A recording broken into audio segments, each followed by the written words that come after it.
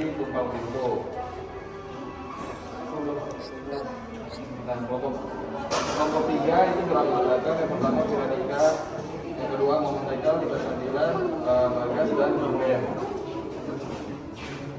Kemudian pembahasan yang pertama itu adalah lokasi, yang kedua kegiatan yang terjadi, yang ketiga isu-isu utama, dampak individu masyarakat dan lingkungan, yang kelima pencegahan dampak, yang keenam mitigasi. Nah, lokasi penambangan emas Tumpang Pintu di Kabupaten Banyuwangi merupakan pertambangan emas yang berada di salah satu desa di Banyuwangi yang terletak di Desa Sumberagung, Kecamatan Pesanggerahan, Kabupaten Banyuwangi. Penambangan emas Tumpang Pintu berada di kawasan Gunung Tumpang Pintu, yang mana kawasan tersebut merupakan kawasan hutan lindung yang saat ini dikelola oleh PT Bumi Sukaindo atau BSI.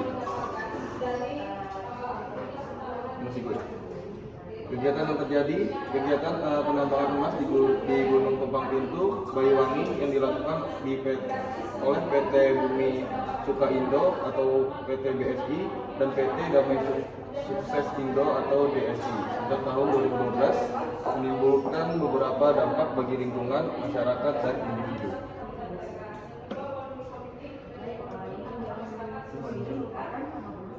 Selanjutnya adalah isu-isu utama. Isu utamanya yaitu adalah antropogenik activity atau kegiatan yang berasal dari aktivitas manusia yang berupa penambangan emas.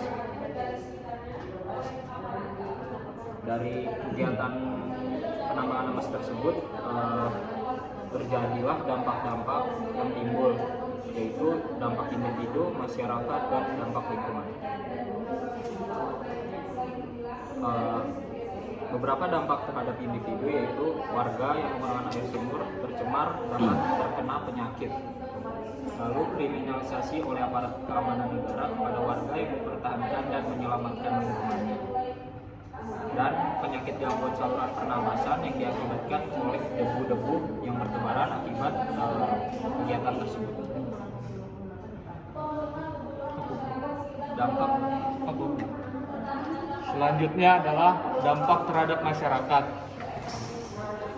Dampak terhadap masyarakat yang pertama itu pendapatan yang masyarakat profesinya sebagai nelayan mengalami penurunan jumlah angka pernikahan karena limbah yang dihasilkan dari pertambangan, sehingga ekosistem di laut semakin berkurang. Yang kedua, warga yang profesinya sebagai petani mengalami gagal panen karena lahan pertaniannya rusak, sehingga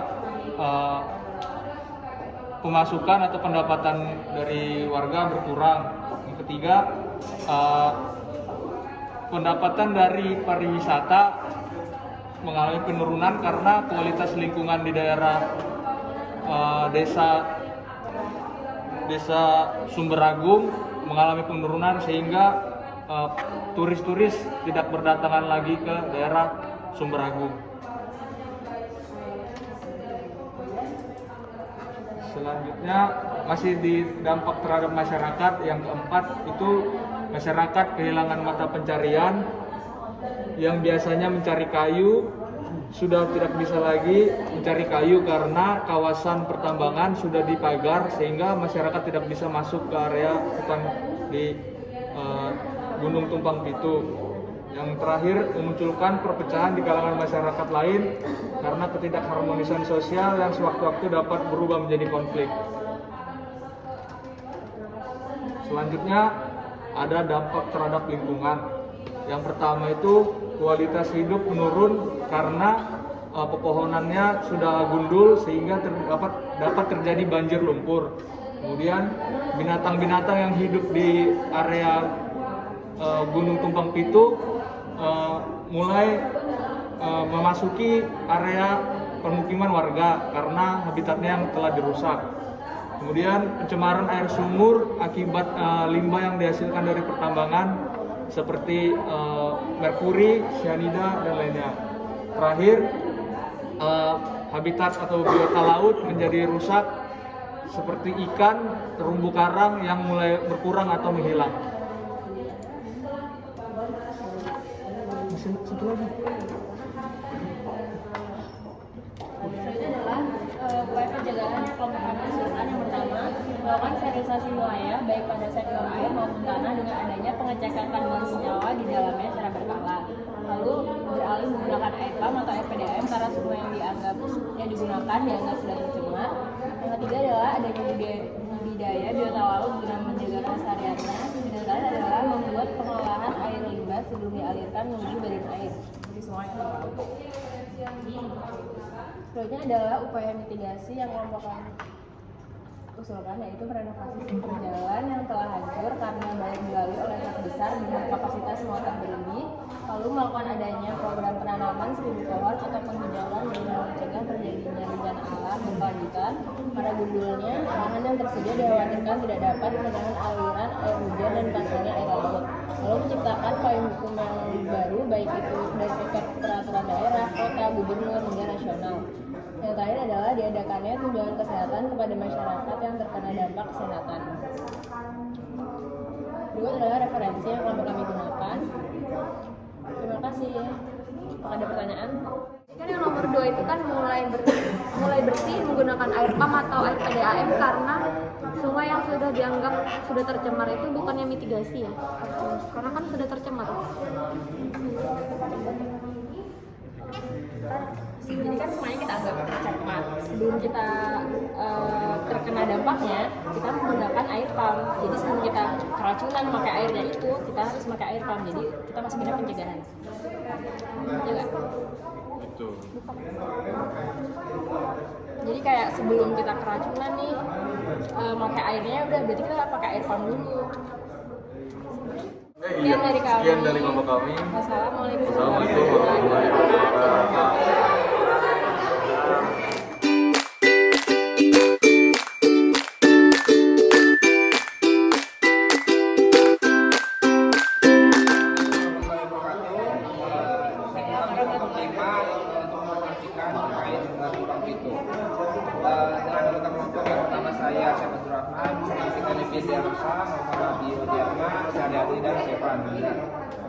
Untuk lokasi Tumpang Pitu berada di Desa Sangaragung, Kecamatan Sanggaran, Kabupaten Banyuwangi, Provinsi Jawa Timur. Dan kegiatan yang terjadi di Tumpang Pitu yaitu pertambangan emas berstatus eksploitasi. Isu dari Tumpang Pitu ini merupakan anthropogenic activity yang disebabkan oleh manusia.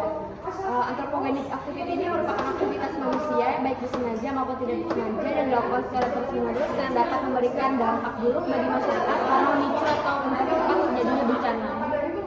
Selanjutnya adalah dampak-dampak yang terjadi yaitu dibagi menjadi dampak individu, masyarakat, dan lingkungan.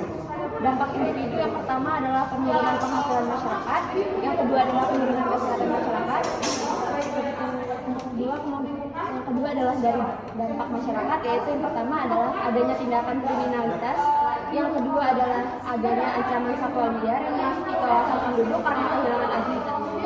Dan yang terakhir adalah dari segi lingkungan, yang pertama adalah hilangnya habitat satwa liar, yang kedua adalah merusak ekosistem hutan lindung dan menurunnya kualitas tanah dalam sektor pertanian. Selanjutnya yaitu pencegahan dampak. Yang pertama yaitu melaksanakan kegiatan keamanan dan ketertiban masyarakat pemukiman di sekitar lokasi Tumpang Pitu. Hal ini dikarenakan adanya pro kontra dari masyarakat. Yang kedua yaitu membuat dan mengkaji kebijakan yang terstruktur antara pemerintah daerah dan pemerintah pusat dengan proses AMDAL yang jelas.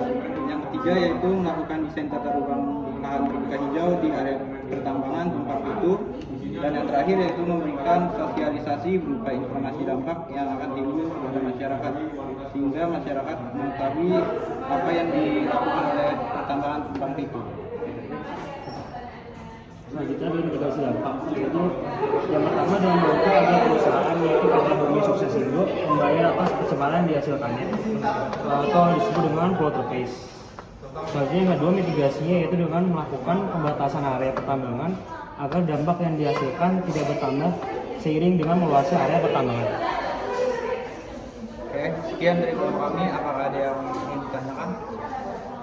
Izin bertanya ya, itu kan ada perusahaan membayar atas pencemaran yang dihasilkan. Nah, itu apa yang kalian lakukan untuk menerapkan atau untuk melaksanakan ini, karena kita tahu perusahaan itu kan rata-rata itu kan kalau udah terjadi itu, apalagi tentang ekonomi, tentang uang itu, mereka tuh nggak mau gitu, nggak mau tahu mereka. Nah itu ada nggak sih? Maaf. Ya, mungkin gua bantu jawab. Jadi kalau di hukum lingkungan itu kan ada istilahnya, jadi kalau gugatan yang diajukan oleh suatu kelompok itu lebih dari satu orang, itu diwakili satu orang, itu bisa. Jadi kalau misalnya warga sekitar itu mengajukan gugatan yang sama dengan diwakili orang, misalnya dari sistem pemerintahannya itu diajukan ke kepolisian, itu bisa ditindaklanjuti agar perusahaannya itu dituntut agar membayar atas pencemaran yang dihasilkannya itu ada tentang lingkungan. Iya. Oh, berarti dari masyarakat itu protes langsung ke jalur hukum, apa maksudnya masyarakat ini harus sama lembaga swadaya atau apapun, atau dari mereka sendiri aja protes? Dari mereka sendiri, jadi langsung mengajukannya itu dengan diwakili seorang, jadi langsung ke jalur hukum. Oh, seorangnya? Ya. Seorangnya dari masyarakat? Dari masyarakat itu.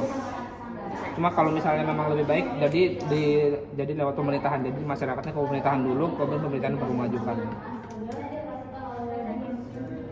Oke, coba balik ke slide yang apa tadi? Dampak yang dampak terhadap mundur lah. Nah ini tadi individu masyarakat.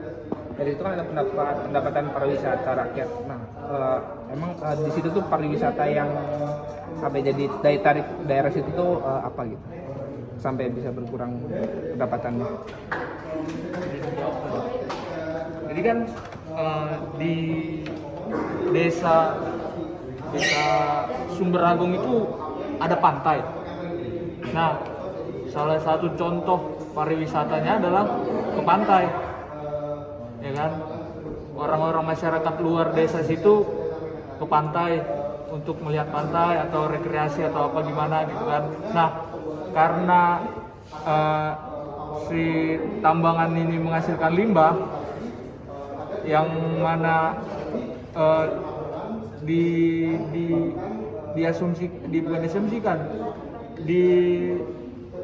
dikabarkan membuang limbahnya itu ke pantai, ke laut.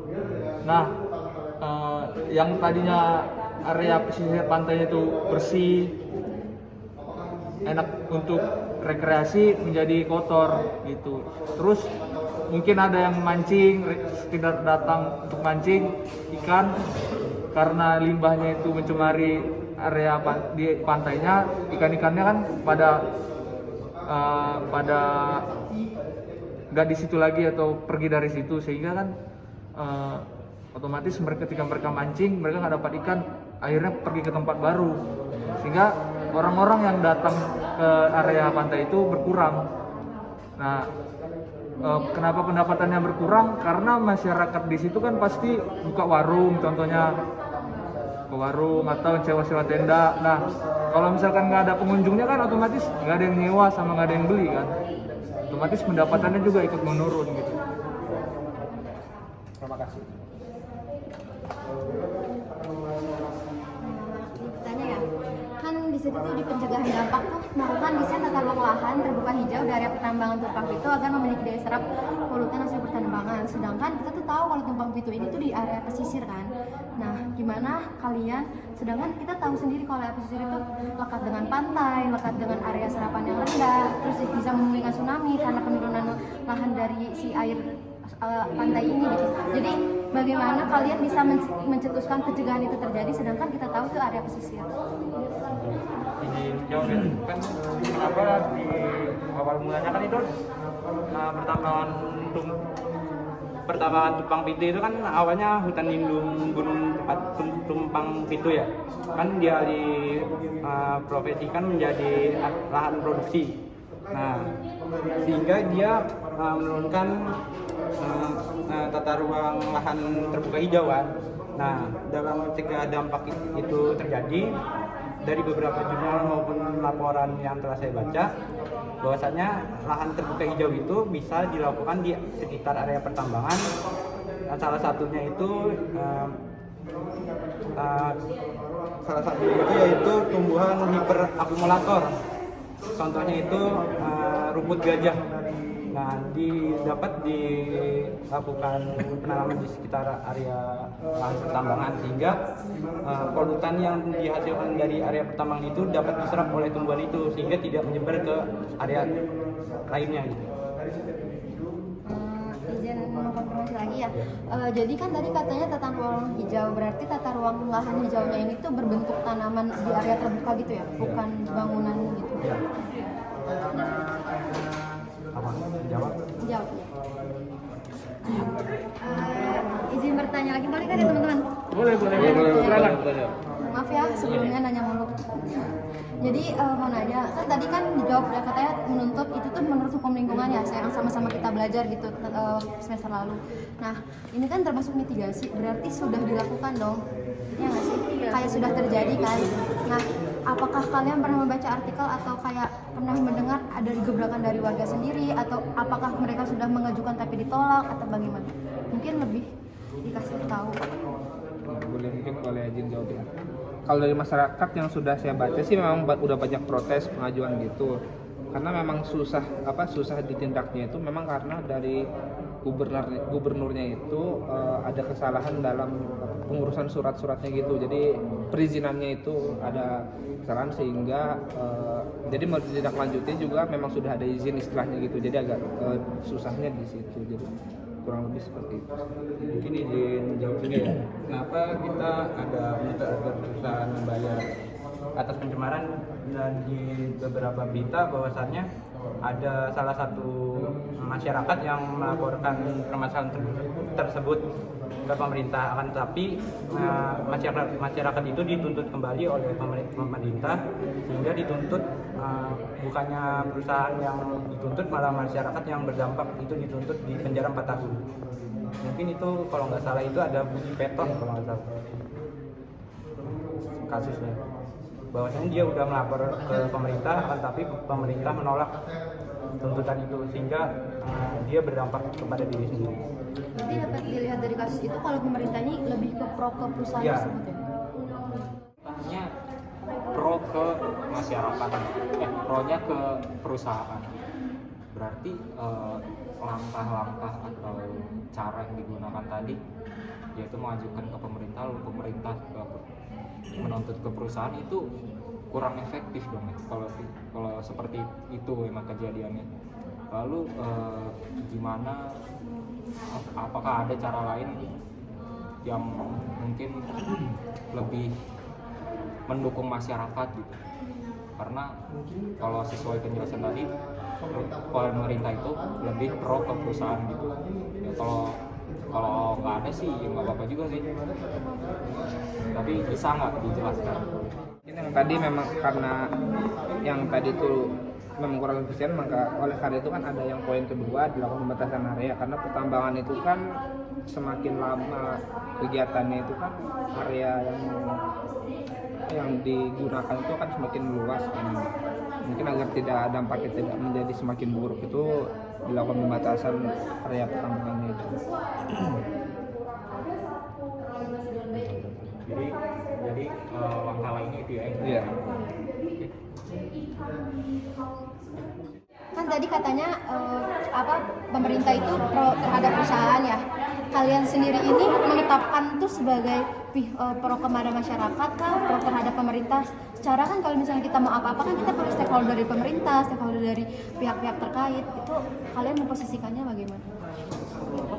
Kalian ini memposisikannya itu lebih ke pro masyarakat, sedangkan kan masyarakat yang tertindas kesannya. Sedangkan kalian juga perlu pemerintah untuk mengajukan gugatan ini gitu. Jadi kalian sendiri bakal bertindak gimana gitu? Apakah pro terhadap masyarakat kah atau pro terhadap pemerintah tapi menggunakan jalur lain?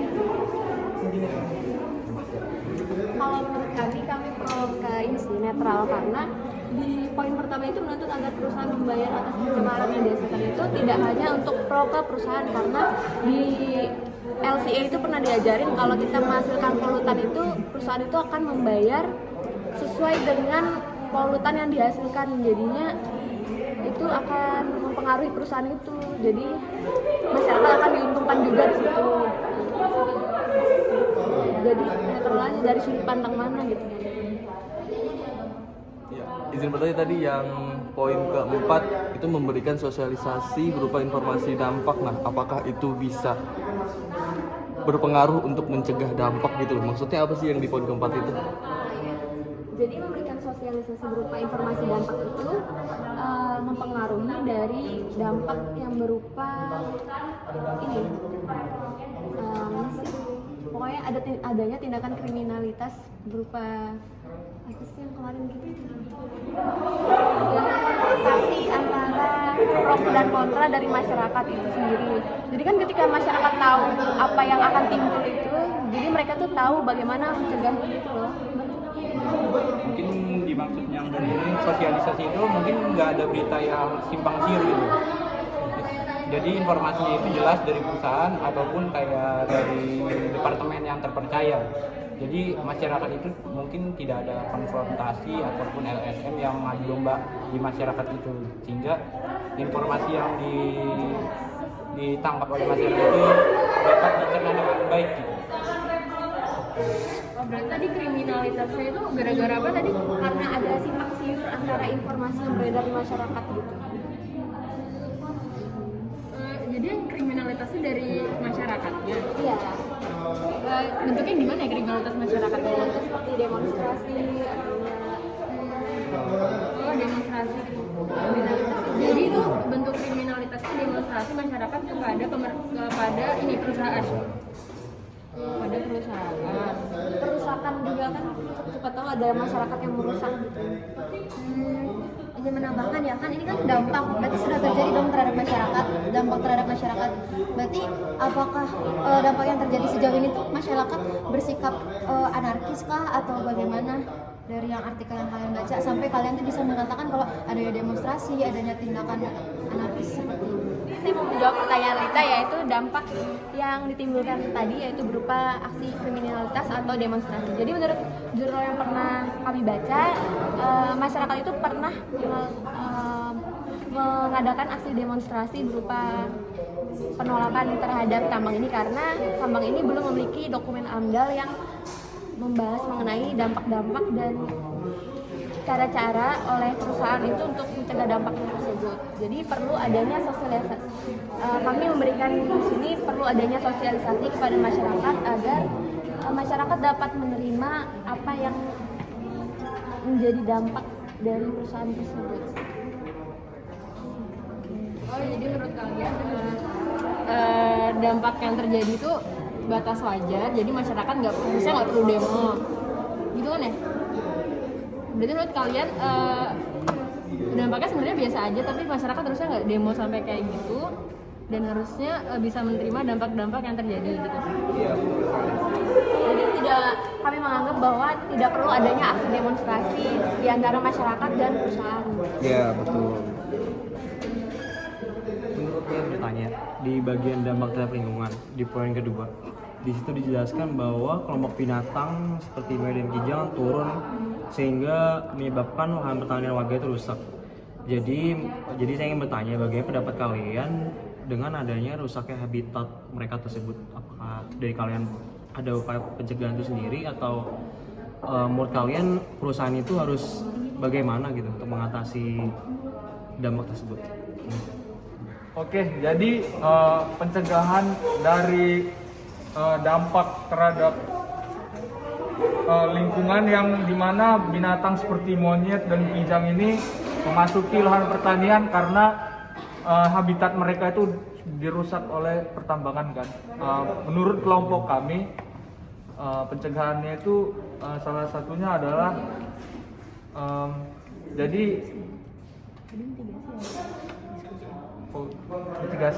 mitigasi dari dampak terhadap lingkungan yang binatang ini adalah Jadi hewan-hewan yang berada dan hidup di daerah pertambangan itu supaya mereka tidak mati atau kehilangan habitatnya, mereka itu seperti ditangkap, bukan untuk dibunuh tapi dikumpulin hewan-hewannya, terus nanti mereka dipindahkan ke ke area lain yang mana area tersebut sudah terjamin tidak ada aktivitas pertambangan atau apapun, atau bisa disebut hutannya bukan untuk hutan produksi tapi hutan lindung, sehingga mereka tuh bisa tetap hidup di tempat yang baru dan terus berkembang biak sehingga tidak terjadi kepunahan. Ya. Perpindahan area habitat gitu ya? Iya, jadi hewan-hewan yang hidup di tempat mau ditambang tuh sebelum dibuka lahan tambang dikumpulkan, terus dipindahkan ke tempat yang baru, yang mana tempat itu memang khusus untuk tempat mereka hidup, tidak ada aktivitas pertambangan seperti itu, jadi terjamin hidupnya gitu. Jadi lebih ke mereka mengenal habitat baru gitu ya? Kalau mereka nggak bisa nyesuaiin gimana? Kalau mereka nggak bisa nyesuaiin gimana? Pasti kalau dalam ilmu hewan-hewan gitu ya, mereka kan kalau dari tempat satu ke tempat satunya lagi dipindahin, nggak bisa langsung dilepasin gitu. Mereka pasti ada adaptasinya, dibuat adaptasi, sehingga insting mereka sebagai hewan pasti akan beradaptasi juga di tempat yang baru itu. Jadi ada fase adaptasinya, nggak bisa langsung ditangkap terus dilepasin di area yang baru, nggak bisa juga. Lagian kan selama ini kebun binatang juga dirancang menyesuaikan habitat aslinya, dan selama ini berhasil kan ya kebun binatang menghidupkan beberapa hewan gitu. Jadi ya bisa aja sih. Apakah ada pertanyaan lagi? Sekian dari kelompok 3 dan 5. Mohon maaf. Wassalamualaikum warahmatullahi wabarakatuh. Waalaikumsalam warahmatullahi wabarakatuh.